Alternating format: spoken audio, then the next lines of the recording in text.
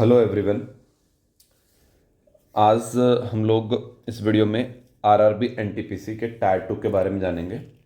मैं खुद सिलेक्टेड हूँ रेलवे में।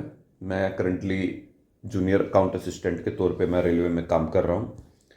तो मैं आपको एग्ज़ाम के लेवल टायर 2 का क्या रहता है वो सारी चीज़ें मैं एक्सप्लेन करूँगा। टाइपिंग टेस्ट अभी से शुरू करना है कि नहीं करना है उसके बारे में भी हम लोग जानेंगे। ठीक है, चलिए टायर 2 के बारे में समझते हैं पूरी बातें।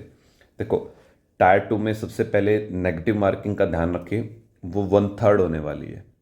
ठीक है, जैसे टायर 1 में 1/4 थी, यहाँ पे 1/3 होने वाली है। मतलब 3 क्वेश्चन गलत है तो आपका 1 नंबर काटा जाएगा भाई। आई थिंक क्लियर है इतनी बात। ठीक है, तो एग्ज़ाम का क्या पैटर्न रहेगा भाई। यहाँ पे एग्ज़ाम में देखिए 120 क्वेश्चंस रहेंगे। टायर 1 में 100 क्वेश्चन थे, यहाँ पे 120 क्वेश्चन रहने वाले हैं आपके। 35 मैथ्स के भाई, 35 रीजनिंग के, और बचे 50 क्वेश्चन भाई किसके, जीएस के रहेंगे। ठीक है, और एक एक मार्क्स के सारे क्वेश्चन होने वाले हैं, तो 120 मार्क्स का पेपर रहेगा आपका, और टोटल 90 मिनट की ड्यूरेशन रहेगी। ठीक है, 90 मिनट आपको मिलेंगे, मतलब 1.5 घंटा आपको एग्जाम के लिए मिलेगा। अब भाई टायर 1 और टायर 2 में क्या डिफरेंस है।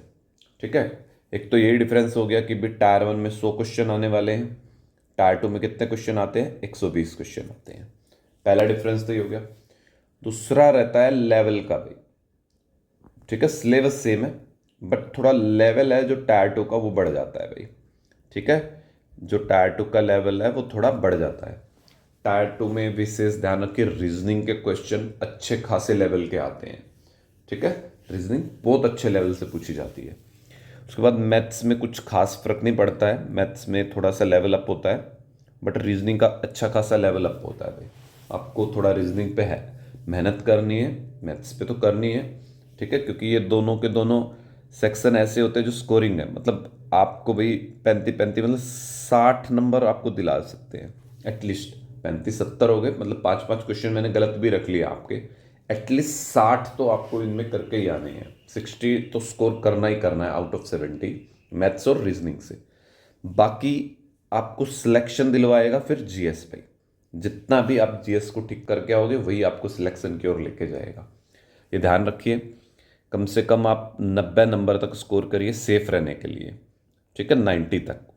वैसे तो लास्ट ईयर जैसे मैं बात करूँ JEE की, वो 83.3 आई थिंक करके कट ऑफ गई थी लास्ट, मतलब तो जो भी एग्ज़ाम हुआ था आरआरबी 2019 वाला उसमें।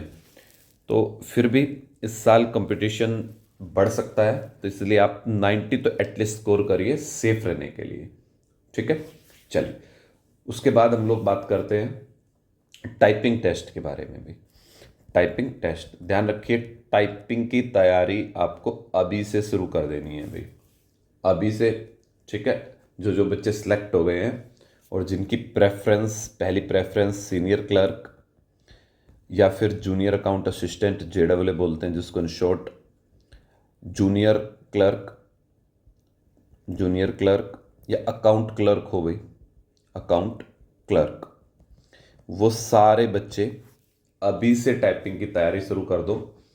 क्योंकि एग्ज़ाम के तुरंत 1-1.5 महीने के अंदर वो टाइपिंग भी ले लेते हैं। ठीक है, और जो बच्चा टाइपिंग में सिलेक्ट नहीं हो पाता वो बाहर हो जाता है फिर। ठीक है, चाहे वो कितना टॉपर हो चाहे कुछ भी हो। ठीक है, लास्ट ईयर हमने बहुत ऐसे ऐसे बच्चों को देखा जिनका स्कोर बहुत तगड़ा था। ठीक है, फिर भी वो बाहर हो गए।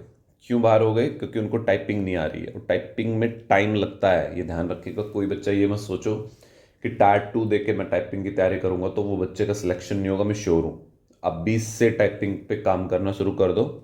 ठीक है, मैं एक सेपरेट वीडियो ले आऊँगा टाइपिंग टेस्ट के लिए कि हमें कौन सा टाइपिंग टेस्ट लगाना चाहिए, कैसे टाइपिंग की तैयारी करनी चाहिए, वो सब बातें करेंगे। ठीक है, और दूसरी चीज़, आप मैथ्स मैथ्स की तैयारी के लिए मेरा चैनल भी ज्वाइन करके रख सकते हो। ठीक है, यहाँ पे मैं मैथ्स के क्वेश्चंस के अच्छे अच्छे क्वेश्चंस के वीडियो लाता रहता हूँ। ठीक है भाई, थैंक यू।